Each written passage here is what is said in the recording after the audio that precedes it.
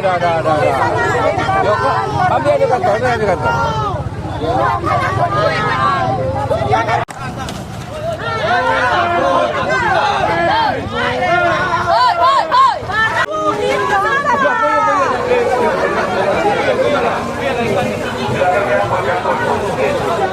Aku dorong-dorong kok.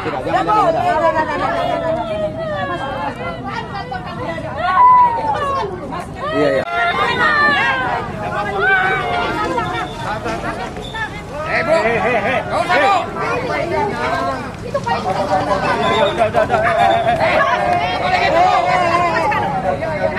Itu bukan segala, bukan segala.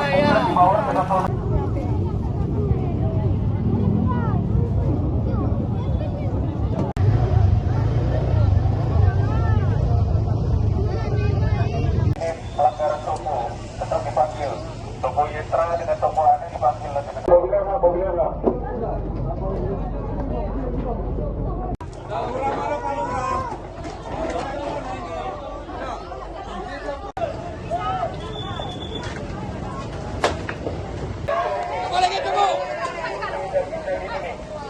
Semuanya bisa dibawa.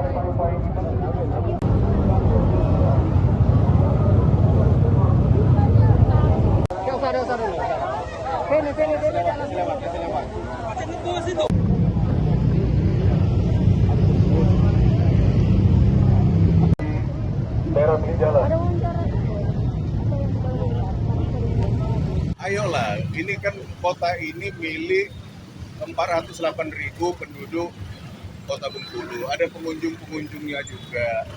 Jadi kalau ini tidak nyaman karena barang dagangan ada, ya selain melanggar juga yang merusak citra kota. Hari ini kita tertibkan. Sudah 2 bulan lebih kita melakukan peneguran, bantu. Tapi hari ini kita tegas.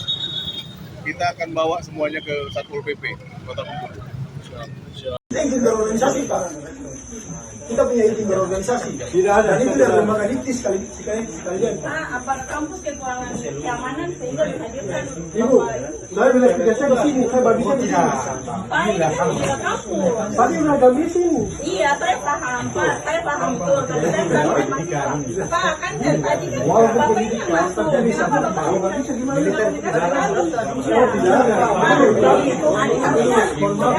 Yang mana masuk? Yang mana masuk?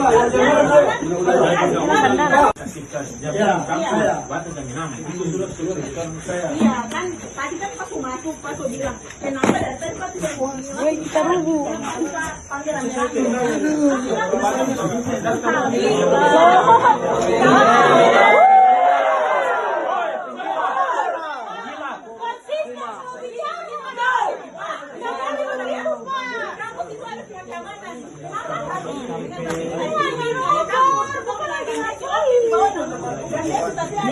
ini juga bagian dari edukasi loh. Kami semua mahasiswa. Lagian ini cuma loh. Tiba-tiba sampai bisa datang tolong sedikit Iya kenapa? Sekarang jelaskan kenapa Pak? Ini Pak apa? Ini tidak ada ribut nih. Kenapa harus? Selama ini himpunan dari atas sampai bawah sampai pagi kok.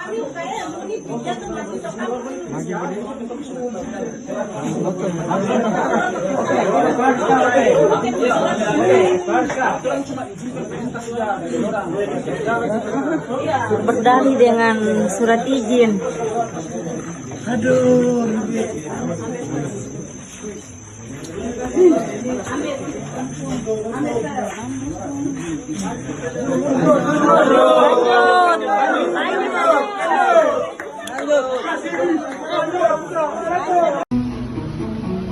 Bagi Natalis, alih-alih memaksimalkan sawah-sawah yang sudah ada untuk petani, padahal sejarah keterlibatan militer dalam proyek food estate atau cetak sawah ada. Intinya ini tidak diterima oleh tentara, jadi selesai sudah terus selesai. Cabut semua, mati. Papua bukan yang pertama menjadi proyek lumbung pangan yang melibatkan kita. Film ini saya tidak bisa lagi. Saya bicara efek 2-3 hari kemudian apabila banner ini nanti dipolitisir. Itu saja. Tolong dimengerti juga kondisi ini. Sampaikan untuk kekerasan antara bisa, maka hari ini tong stop sudah daripada ada resiko-resiko yang nanti. Tadi waktu keterlibatan TNI full di ranah Papua, kira-kira itu menyinggung instansi Bapak tidak? Dan itu kita. Saya Kolonel Infanteri Jenis Dadi selaku Dandim 1501 Ternate. Kami memonitor kegiatan ini, kemudian keberadaan kegiatan ini itu kami melihat di media sosial banyaknya penolakan akan kegiatan pemutaran film ini karena banyak yang menilai ini bersifat provokatif. Dari judulnya, ini bukan pendapat pribadi saya, tetapi kalau tidak percaya akan saya tunjukkan. Yang penting, Ini soal diskusi.